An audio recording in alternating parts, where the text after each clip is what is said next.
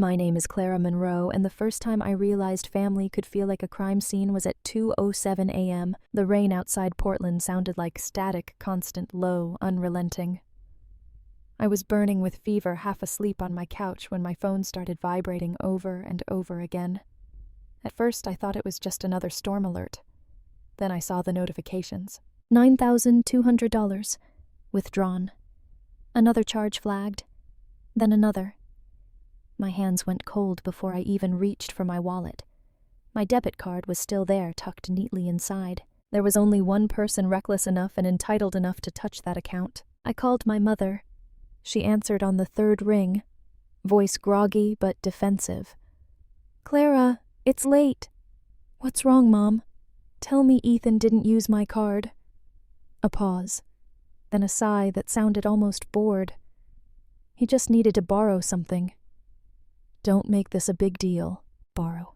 That word twisted in my chest like wire. I stared at the transaction list: designer stores, a liquor delivery, and something from a car rental company. All at 2 a.m. "He stole from me," I said quietly. "He's your brother," she shot back. "Stop acting like a stranger." Her tone was the same one she used my entire childhood. Part pity, part command. I hung up without answering. My pulse steadied, not from calm but from clarity. But Ethan hadn't stolen from my checking account. He'd stolen from the Monroe Trust, the one Grandma Elise built to protect what she called the last proof of integrity in this family. And if he broke the rule she wrote in ink, he'd lose everything. That night, fever or not, I decided I was done being the forgiving daughter. The fever was gone, but the bitterness stayed. My apartment still smelled like stale medicine and rain. At my little oak desk, I scrolled the financial logs, each flagged transaction, a flashing accusation. Ethan hadn't borrowed, he'd stolen. I opened the Monroe Trust legal folder. Grandma Elise, always meticulous, had one clause that stopped me cold. Section 4C, unauthorized withdrawal equals full forfeiture of beneficiary rights. I called Mr. Dalton, Grandma's old lawyer. His voice was gravel and authority. I asked about 4C. If someone commits financial fraud against the trust, he said their rights are terminated, immediately, airtight. I sent him screenshots, withdrawals, timestamps, Ethan's signature on a charge. When he called back, he warned me invoking 4C is irreversible.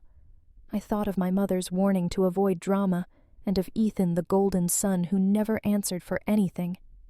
"Yes," I said. "Do it."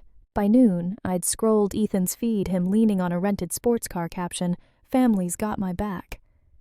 I watched the smug comments until my coffee went cold. That evening I printed everything, placed it in a neat folder. On the trust's last page, Grandma had written in looping cursive, "To Clara, when you must choose between peace and principle, choose principle. Peace will follow." I touched the ink. She'd written a rule and left no loose ends. By week's end, I'd make sure her ink did exactly what she intended. The call came before dawn. "Clara." My mother began, voice sharp with panic. "What have you done?" I sighed. "Good morning to you, too." "Ethan's in tears. His lawyer says his trust account is frozen." "Then the system works," I said. "You're ruining his life. He made one mistake.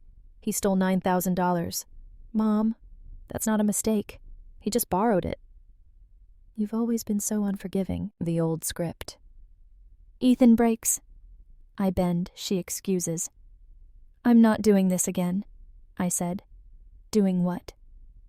"Pretending he's still a child. He's your brother, and I'm not his insurance policy." Her voice dropped, dripping venom.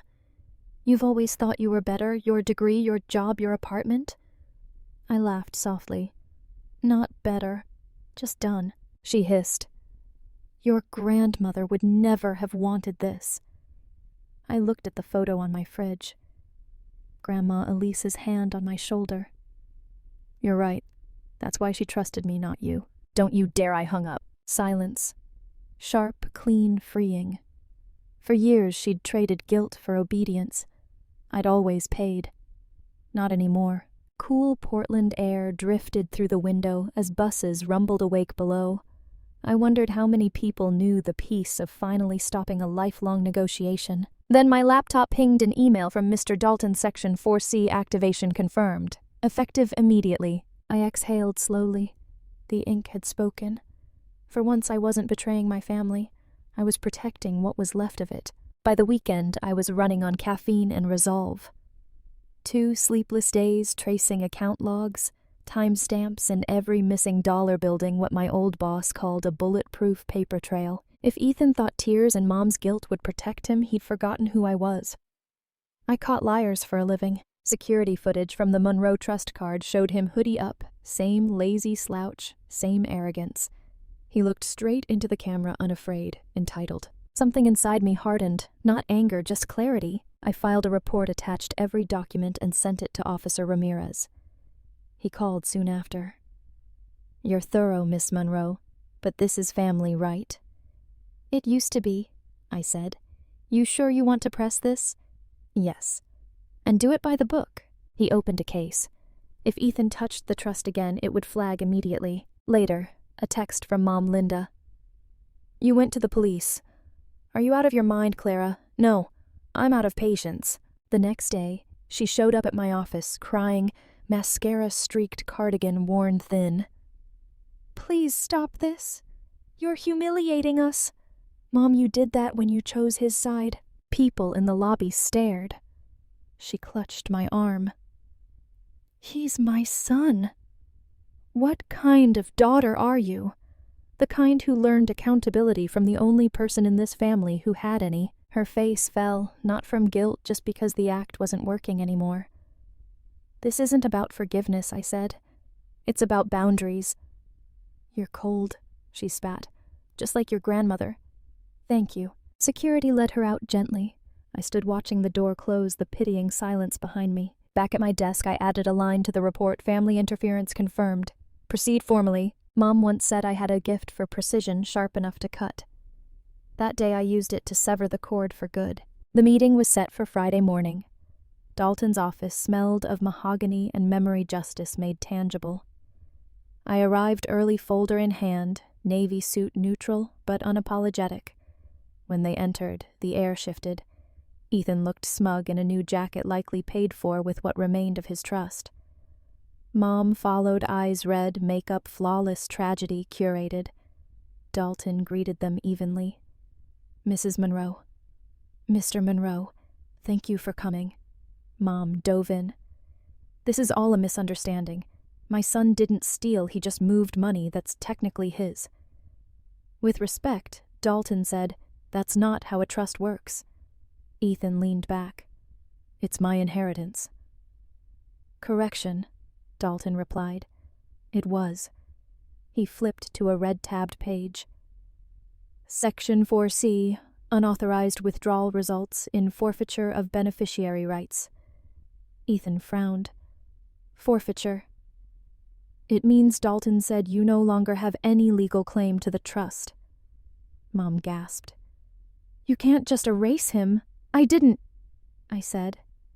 "He did." "You think this makes you strong? Punishing your own brother?" "I'm not punishing him," I said. "I'm protecting what Grandma built." Dalton added quietly.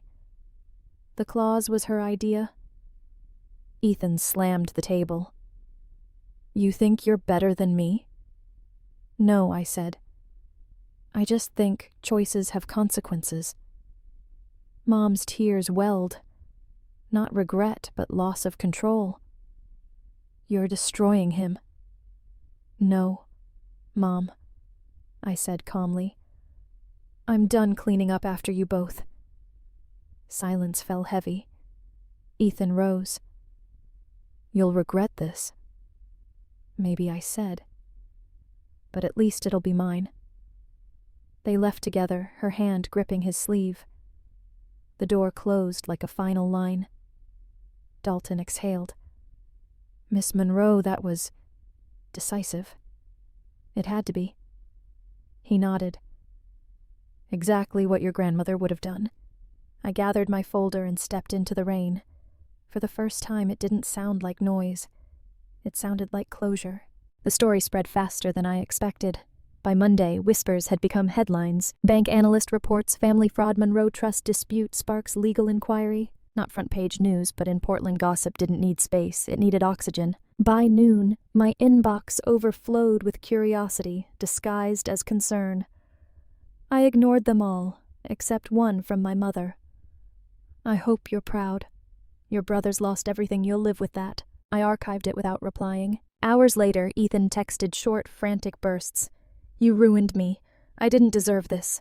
Please, I'll pay it back." I typed 2 words you already did. His forfeited inheritance had been rerouted into Grandma Elise's charity fund, just as she'd intended. His greed had funded someone else's future. That night, I saw his social media wiped clean. Mom posted a cryptic quote about forgiveness with an old family photo captioned, "A family divided is a wound that never heals." The sympathy poured in. I didn't correct a thing. Some wars aren't worth winning. 2 weeks later, I bumped into a family acquaintance at the store. "Clara," I heard. "Are you okay?" I smiled.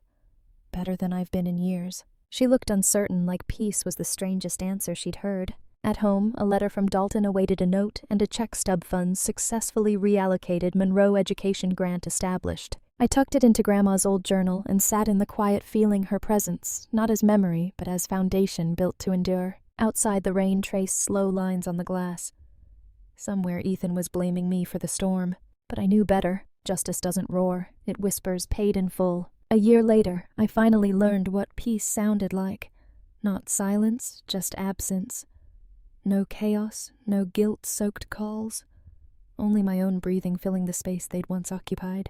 The Monroe education grant became real. Dalton sent update students scholarships, thank you notes. Proof that Grandma Elise's legacy had survived the people who tried to exploit it. While cleaning one afternoon, I found an old photo, Mom beaming at Ethan, chocolate on his shirt, me half out of frame holding the camera remote. Always the invisible stabilizer. The quiet one who caught what they dropped. Not anymore. A knock pulled me back. Officer Ramirez stood there with a folder. Closing the loop, he said, "No criminal charges filed. Your brother tried to complain, but he has no legal standing." He smiled. "You built a fortress of paperwork, Miss Monroe." I chuckled. "Guess Grandma taught me well." "Some revenge is loud," he said. "Yours was elegant." After he left, I watched rain trace lines across the window. Maybe it had been revenge once, but now it felt like balance. A week later, a letter arrived in my mother's handwriting. "Clara, I don't expect forgiveness. Ethan left town. He blames me. Maybe he's right. I hope you're happy now." I folded it back into the envelope. No anger, no triumph, just clarity. Some people never learn accountability until there's no one left to carry it for them. That night, I poured a glass of wine and whispered Grandma's favorite line, "Documents don't lie. People do." This time it didn't sound bitter, it sounded protective. Outside, the streetlight flickered gold through the rain. Justice isn't cruelty, it's closure. And sometimes the verdict doesn't need to be shouted. It just needs to be written in quiet, permanent ink. It rained the day I returned to Grandma Elise's house. The garden had grown wild ivy over the porch, roses blooming in defiance. Inside, the air smelled of cedar and dust. Her old desk waited by the window, the fountain pen still resting on it, the one that signed the Monroe Trust. I held it cool and steady in my hand. For years, I thought justice meant punishment, that pain could balance pain.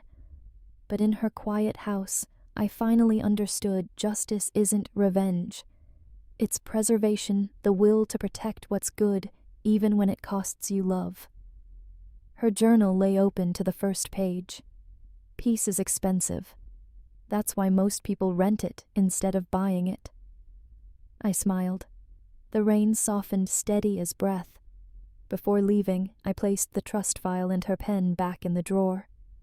"Thank you," I whispered to her, to the girl I once was, to the silence that finally stayed. Outside, the air smelled clean, like something had been forgiven. People say blood is thicker than water.